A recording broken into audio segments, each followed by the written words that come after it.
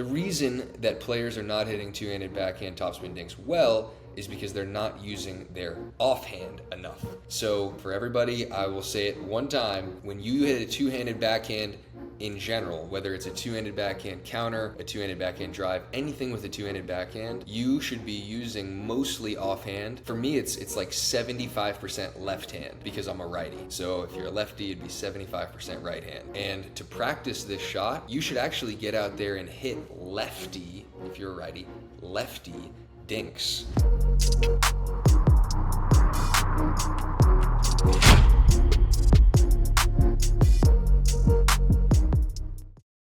Alright, so before we hop into this show, I have to talk to you guys about Selkirk nets. They've been huge for me, huge for my game. I had a long history of playing on temporary nets that were just not satisfactory. I've been in this game now for a little bit, and I remember when I was playing with temporary nets where if you hit it, an inch from the top of the net, and if you hit it hard, it's going over. There's no ifs, ands, or buts about it. It's just not a high quality net. And I was something of a Colin Johns as it related to those net cords, just getting mad all the time at them. And it was a pet peeve of mine. And then when Selkirk came out with their nets, I couldn't have been happier. And the truth is, they came out with their nets before I was signed with Selkirk, and I had already gotten one. So this is a pretty genuine thing. I mean, they do have the best nets, and I feel pretty happy to be able to advertise Selkirk nets because I know they're the best, and if you've played with them, you know they're the best. So shout out to Selkirk, and be sure to get Selkirk nets at selkirk.com/collections/nets. All right, so we're back with another episode of the James Ignatowich Show, and we're just going to get right into it.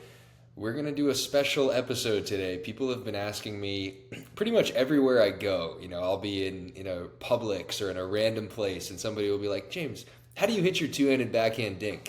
And it's a funny shot because when I came into pickleball 2.5 years ago, there was no real two-handed backhand topspin dink. People didn't really hit the shot.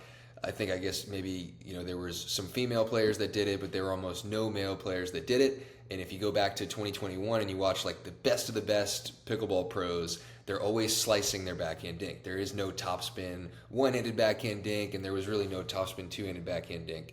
And when I first started playing, I actually had a coach who told me, and it wasn't really like a personal coach. It was just somebody who was like helping me out a little, and I was like a 4.0 at the time, right when I got started, and I was signing up for like a clinic, and the guy who taught this clinic told me like, yeah, with the backhand dink, you just use one hand, and I was using two hands. I always felt more comfortable using two hands on my backhand dink like right away, and I was doing it kind of how I do it now, just kind of coming over it with two. And the guy was like, look, man, you're not going to be able to hit a two-handed backhand dink consistently. It's just not a shot that any of the top pros hit. Just slice it with one hand. And I was like, kind of lame, but okay, I'll do it, fine. And then for like the first 6 months of my pickleball career, I was just hitting or not even career at that point, I was like a 4.5, 5.0. I was just slicing backhand dinks. I thought a two-handed backhand topspin dink was almost not allowed. It's funny because when I was first playing and then I entered my first tournament, I was only slicing my backhand dink. I would hit a two-handed backhand drive with a ton of topspin. I had a two-handed backhand volley, two-handed backhand counter. I had no backhand flick. I was doing nothing with one hand except dinking. And I was just, I was told it was almost like a rule. You couldn't hit a two-handed backhand dink. And then I just kind of started experimenting with it in practice. I just thought to myself, like, why can't I really hit this shot? I don't know. And I just started hitting it and getting better and better and better at it. And eventually I got comfortable doing it. And like 2 years ago, I was like the only guy outside of maybe Riley Newman that was hitting that shot. And now everybody's hitting the shot. So if there's one shot in pickleball that I like to think of myself as like a trailblazer with it is that shot, because I was one of the early adopters of the two-handed backhand dink. So I've been asked a ton, like, how do you hit it? When do you hit it? Where do you hit it?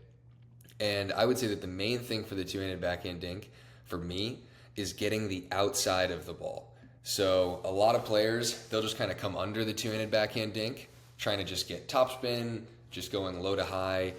But for me, getting on the outside of the backhand dink, meaning if you're facing the ball, if you're a righty, getting the left side of that ball. So you're almost getting a little bit of side spin. It's like a left to right, if you're a righty, left to right curve. And that type of spin allows you to actually hit it harder. And once that ball bounces, it's going to run away from your opponent. So one of the downsides of dinking that way with a lot of side spin, kind of cupping it and coming on that left to right of the ball, is that you can give up some ATPs. So I would try to avoid making it bounce so far to the right that it is ATPable.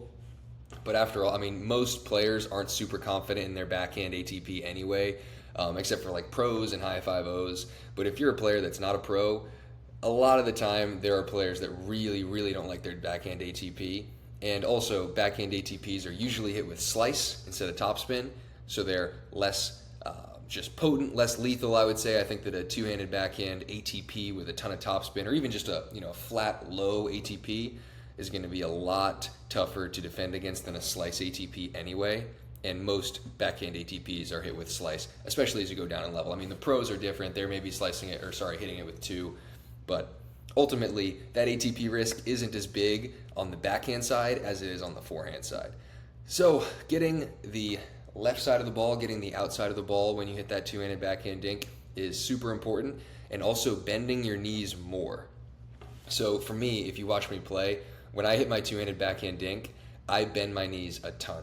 And for the record, we're going to have a visual representation of this on my newsletter. So as usual, I'm going to do my newsletter plug, which is, you can find it in my Instagram bio, my newsletter sign up. We're on Beehive now, and I think in the comments, I'm going to leave you guys a link to subscribe, because I'll always do that. I'm usually responding to a bunch of these comments saying like, yeah, I know there's no visual representations in this podcast.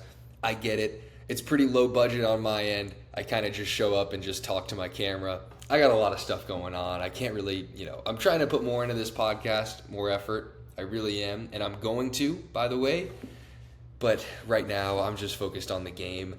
So the visual representations are going to be in the newsletter, and they're also going to be on my YouTube channel. So that's just James Ignatowich Pickleball YouTube. And I'll be, responding to comments from that channel too, so you'll be able to find it in the comments. So if you want visual representations of these shots, that's where you'll find them. So anyway, when you're hitting the two-handed backhand dink, you really want to get low, because you're not coming fully under the ball. You're coming from the side, you're getting some side spin, and you're sort of cupping it. So you need to get lower to actually get the ball up and down, right? So if you were to slice a backhand dink, hypothetically, you could be standing straight up.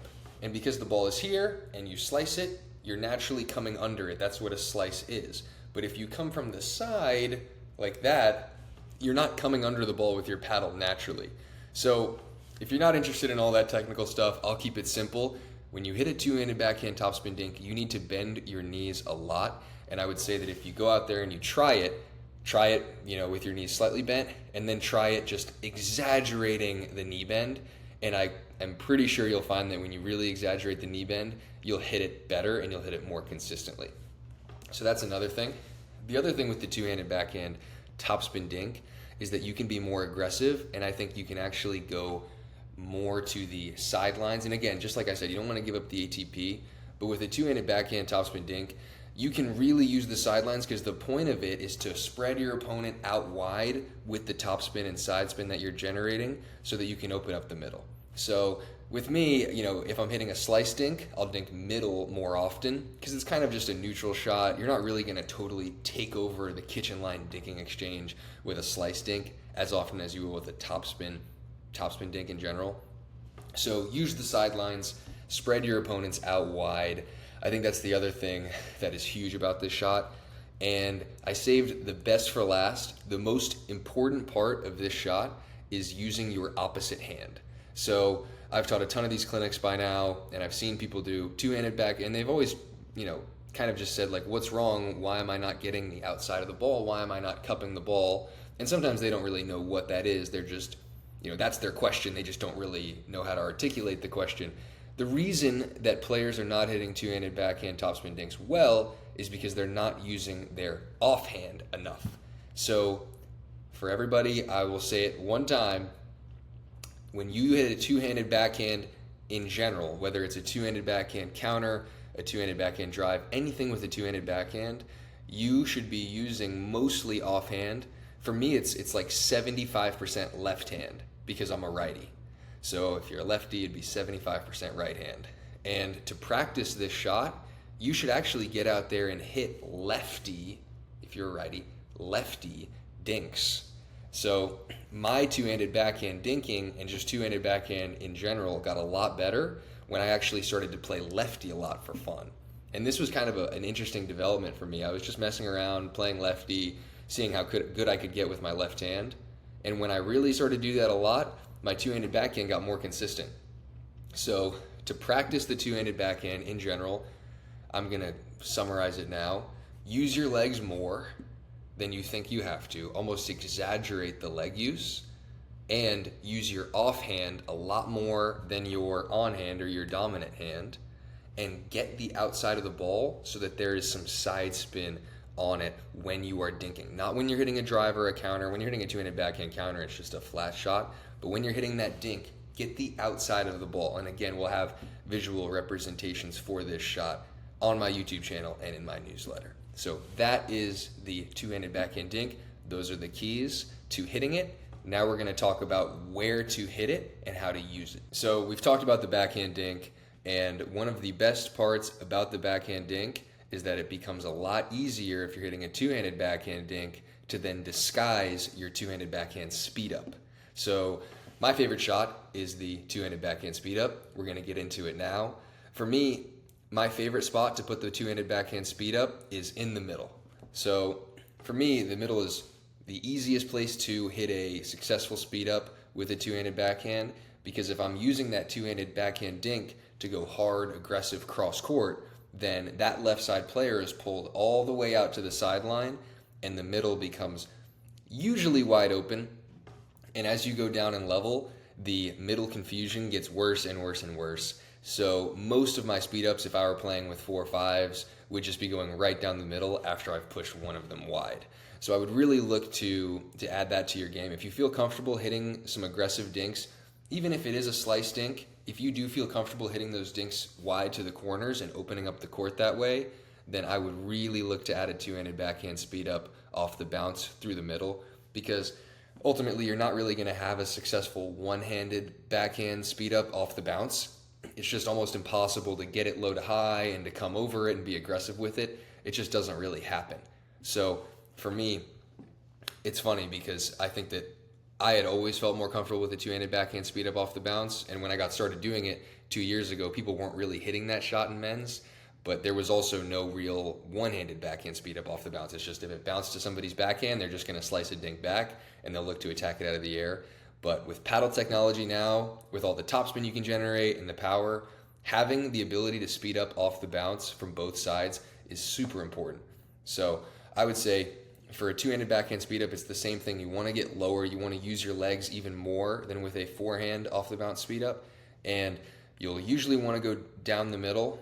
But also, if there's somebody in front of you who doesn't really like to get out of the way of that shot, and you can kind of tell that they're not going to get out of the way or leave most of those shots, you can go for the full bag, so to speak, which means you can go right at them, and it might not be going in, but it'll be okay because it will hit them. So that's another thing, but we're going to have visual representations for all this stuff on my YouTube and in my newsletter.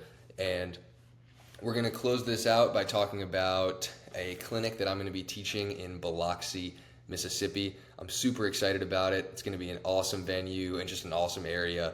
We're teaching it. It's going to be me and 2 assistant pros who are also in the top 50 pros, so it's going to be very, very high quality. There's going to be a lot of attention for all the students signed up, so I would make sure to sign up for that. It's going to be on May 3rd and May 4th, and it's going to be great. And it's also one of the cheaper clinics that we're doing because we're just going to try to get a lot of signups and we're going to have as much fun as we can. So if you're going to be in the area or close to it, make sure to sign up for it. And the way to sign up for it is to reach out to James Ignatowich, so my name, pickleball@gmail.com. So James Ignatowich, pickleball@gmail.com. Reach out to us to sign up, and we're going to have a blast. And as always, guys, make sure to like and subscribe to the channel if you like the video. And if you have any questions, if there's any topics that you want me to cover in a future episode, I am more than happy to do so. I've really enjoyed all the engagement, all the comments that we've had. So if you have any questions, any pickleball shots that you want me to cover, leave those in the comments. And the ones that I like the most will probably be on future episodes. So please do it. Thank you for watching. Until next time.